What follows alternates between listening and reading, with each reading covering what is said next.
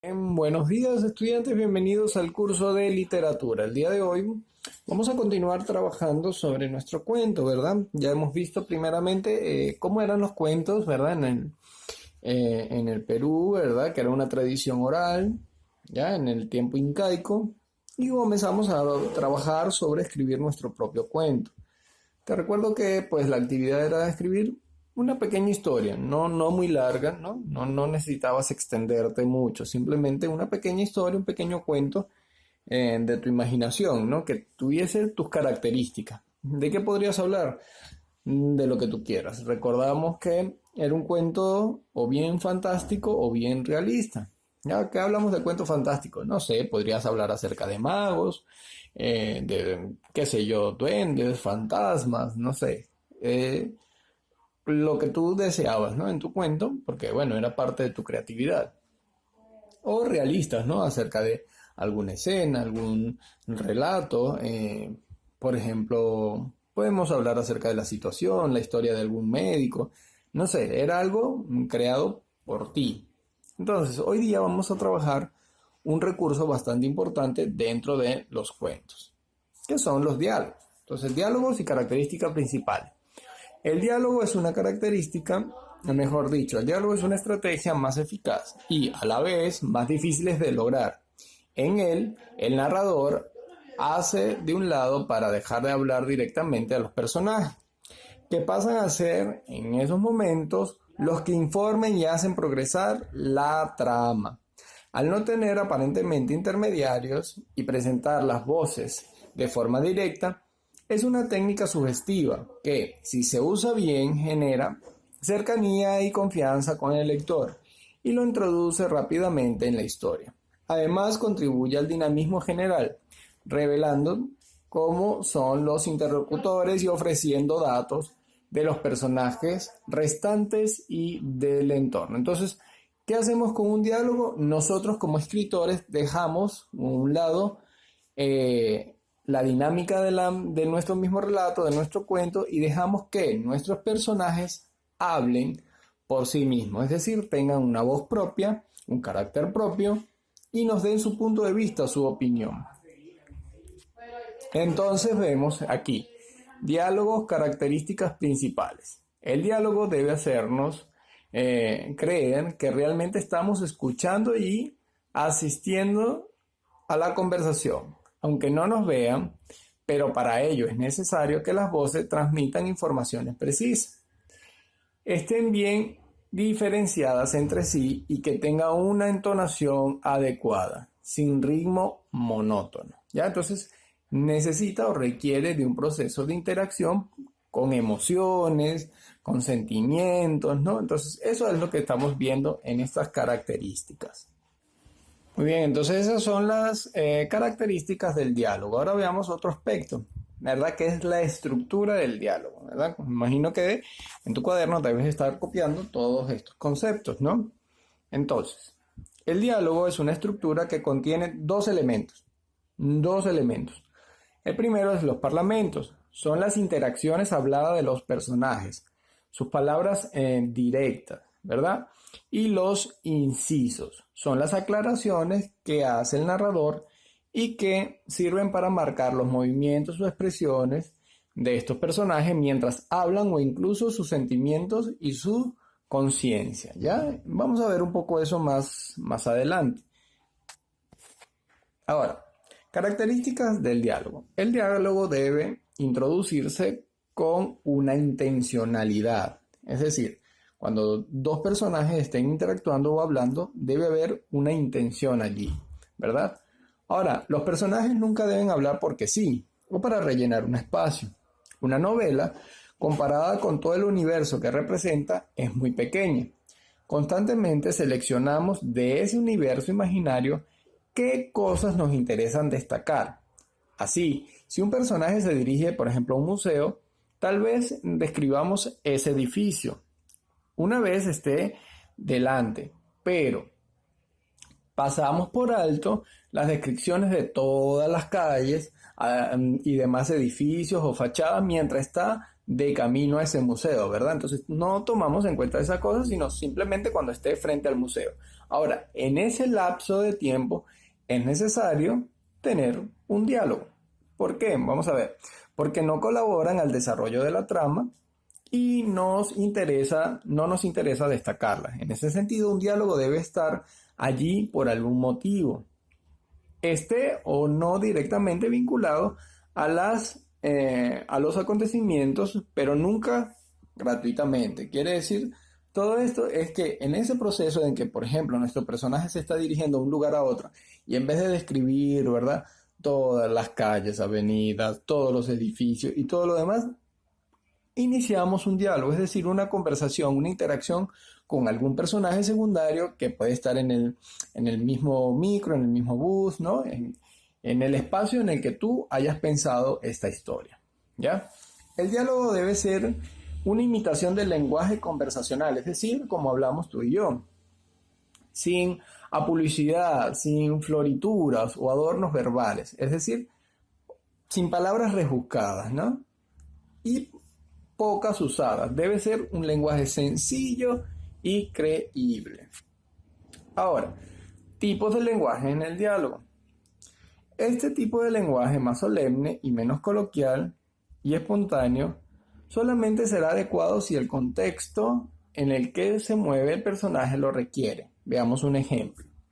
Si el personaje es el director de una empresa y va a reunirse para presentar los nuevos proyectos a sus accionistas, y de hecho deberá usar un registro más formal y elevado, ¿no? Imagínate que estás hablando acerca de un empresario o un doctor. Su lenguaje, cuando él interviene en el diálogo, su interacción o su forma de hablar es mucho más técnico, ¿no? Ahora, eso ya lo habíamos visto en clase, quizás fue una de las primeras clases, ¿te acuerdas? De tipo de lenguaje, el técnico, el coloquial, ¿no? Eso te va a ayudar, ¿no? Sin embargo, vamos a ver el siguiente punto. Sin embargo, cuando salga del trabajo y se reúna con su familia y amigos, deberá volverse un lenguaje coloquial. Si usamos el lenguaje formal, o peor aún, el exceso literario en un texto en que no corresponde, el resultado será un cuanto menos que ridículo, ¿verdad? Ahora, veamos un ejemplo, ¿verdad? De este tipo de lenguaje. Primero te voy a mostrar un lenguaje un poco rebuscado, con palabras técnicas, con, alguna exageración en la forma de hablarlo. Ahora bien, este personaje está hablando acerca de una fiesta, y entonces mira cómo se expresa. La fiesta fue satisfactoria y altamente gratificante. Todos los presentes disfrutamos de una exquisita cena y pasamos el resto de la velada conversando con informalidad y moviendo nuestros cuerpos al son de la música. Imagínate una persona hablando así, ¿verdad? Suena irreal, no suena original, no suena verdadero, no parece una persona real. Ahora, fíjate cómo sería un diálogo, ¿verdad? De una manera un poco más coloquial, un poco más sencilla. La fiesta estuvo bien, la cena fue rica y pasamos el resto de la noche charlando y bailando. ¿Ves? ¿Ves cómo el diálogo te lleva a un lenguaje cada vez más sencillo? Eso es lo que vamos a buscar cuando introduzcamos en nuestro cuento, que ya tú debes estar desarrollando, ¿verdad? El diálogo. Muy bien, continuemos. Entonces, vamos a analizar un pequeño cuento, una pequeña historia que tengo acá. Veamos un diálogo en un cuento, ¿verdad? En este caso, bueno, es un cuento ficticio llamado El zorro y el cuy. Entonces, esto no tienes que copiarlo en tu cuaderno, ¿no? Es simplemente para que tú veas un ejemplo, ¿no? Acerca del diálogo. Dice, el zorro y el cuy. Un campesino tenía un alfalfal, una casa de paredes encaladas y techo de tejas. Se levantaba muy temprano para mirar su alfalfal, ¿verdad? Y una mañana se dio la sorpresa de que estaba destrozada. Entonces puso una trampa y una madrugada encontró atrapado a un cuy. Con gran indignación lo amarró a una estaca y retornó a su casa. Pensaba preparar un rico picante de cuy. El cotorro estaba muy triste cuando de pronto pasó por allí un zorro. «Compadre, ¿qué ha sucedido?», dijo el zorro. «Nada, compadrito», contestó el cuy. Esta es la casa de un campesino que tiene 3 hermosas hijas. Con una de ellas debo casarme y me tiene amarrado hasta que aprenda a comer gallinas. Ellos solo comen aves. Quisiera cambiar mi suerte, exclamó el cuy. El zorro en un instante desató al cuy y se hizo atar feliz. Se marchó el cotorro, ¿verdad? Ahora, ya de día el campesino salió llevando un cuchillo para sacrificar el cuy. Su asombro fue grande y encontró al zorro. Indigno, le dijo: ¿Me vas a pagar con que anoche eras cuy y ahora te has convertido en zorro? Con un látigo castigó al zorro. Acepto casarme, acepto, gritaba el zorro. Luego el zorro explicó al campesino que el cuy lo engañó y rogó que lo soltara, ¿verdad?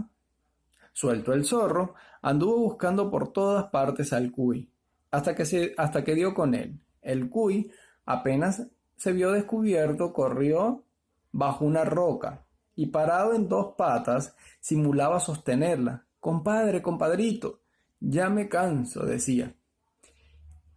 ¿Qué te sucede?, dijo el zorro, un poco desconfiado. Que el mundo se viene abajo y hay que ayudarlo, expresó el cuy. El zorro entonces ayudó a empujar la roca. Mientras sostengas, voy por una estaca para apuntalar la roca, dijo el cuy. Ahora mismo regreso. El zorro estuvo esperando al cuy por mucho tiempo. No se animaba a soltar la roca, por temor a morir aplastado. Al fin, arriesgando todo, dio un gran salto atrás y cerró los ojos. No sucedió nada. Entonces se dio cuenta de la astucia del cuy. El zorro no tardó en hallar de nuevo al cuy. Le encontró en una pampa. Al ver el zorro, se puso a excavar el suelo muy deprisa. ¡Aprisa, prisa!, gritaba. El fin del mundo llega. Que lloverá fuego.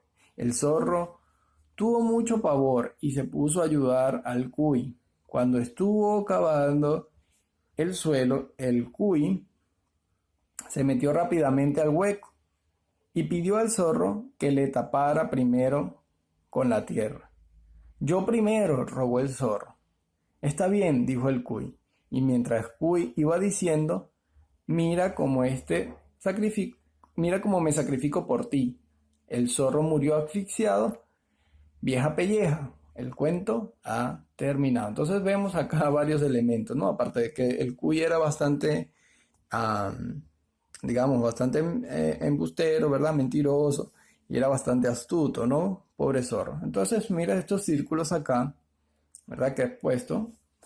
¿Para qué? Para que te des cuenta dónde se introducen los diálogos y qué otra característica puedes ver allí. Es el uso del guión. Entonces mira, veamos. En el primer círculo, ¿verdad?, que tenemos, dice: compadre, ¿qué ha sucedido? ¿Ves que ahí dijo el zorro? Ya, ese dijo el zorro es parlamento o el otro elemento. A ver, ¿qué piensas tú? Ahora, compadre, ¿qué ha sucedido? ¿Qué es? ¿Parlamento? Piensa un momento, ¿ya? Quiero que veas cada vez que haya una interacción si es un parlamento o si es un inciso, ¿ya? Entonces, compadre, ¿qué ha sucedido? ¿Verdad? Eso es parlamento. Dijo el zorro, es un inciso, es decir, una aclaración del narrador. Nada, compadrito, ¿verdad? Eso es un parlamento. Contestó el cuy, eso es un inciso, ¿ya? Entonces ahí vemos el diálogo en general de lo que el cuy le relata al zorro. Entonces acá vemos otro, ¿verdad? Y por acá. Entonces es lo que quiero que observes. Cuando se utiliza el parlamento y cuando se utiliza el inciso. Cuando hay aclaraciones del narrador, es decir, de ti como cuando estés contando tu historia, tu cuento, eso es un inciso. Cuando las personas o los personajes de tu cuento estén hablando, eso es el parlamento.